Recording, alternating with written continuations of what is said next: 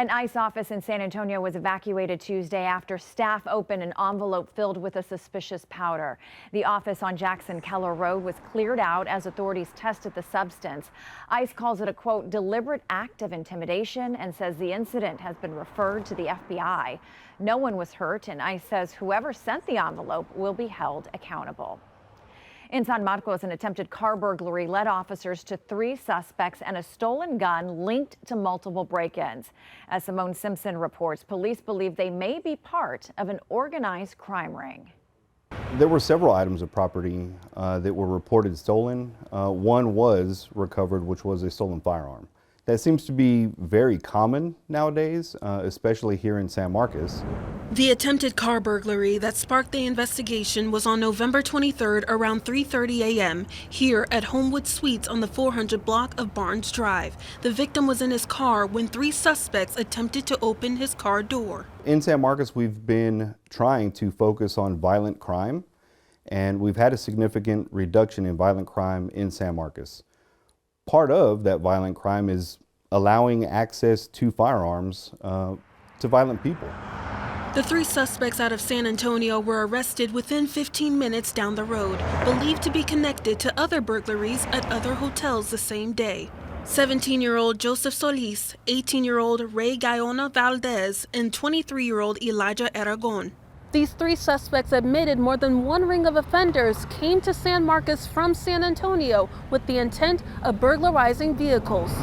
The total number of players in these burglary rings is unknown. We're trying to get ahead of the game, so to speak. We're doing everything that we can at the lowest level, and sometimes solving burglaries is what puts guns in offenders' hands. All 3 suspects have been released on bond from Hays County Jail. A reminder from San Marcos PD, hide your stuff, lock your car, and take your keys. Reporting from San Marcos, Simone Simpson, KENS 5. An 11-year-old girl is fighting for her life in the hospital after investigators say her mother crashed into a pole while allegedly driving drunk. The girl's 5 siblings were also in the vehicle, but are now safe at home. Megan Reyna spoke with the young girl's father, who's asking for prayers. It's not that you didn't protect him, you failed. Miles Collier is feeling a mix of emotions, from sadness to anger. On Friday, he got a call that his 4 children and their mother had been in a crash. It happened just before 2 that afternoon off Benz Engelman Road. Bexar County deputies say 31-year-old Brittany Winston was going at least 65 in a 45-mile-per-hour zone in a Ford Explorer when she left the road and hit a pole.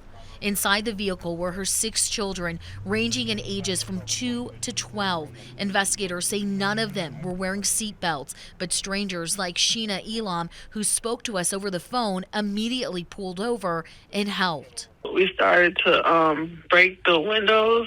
We started pulling out the kids from the car. We had to pull out 2 from the back of the trunk because we couldn't get to them. All 6 kids in Winston were rushed to the hospital, but only one, 11-year-old Mila, was in critical condition with a brain injury and skull fracture. I'm just more confused, and I'm upset for Mila because she didn't deserve that. At the hospital, investigators say they were notified that Winston showed signs of intoxication. They did a blood test and say she was not only over the legal limit, but had also tested positive for drugs. Winston is now facing 14 charges, including intoxication, assault, and injury to a child. It's not worth it because now you have an 11-year-old girl, fighting for her life.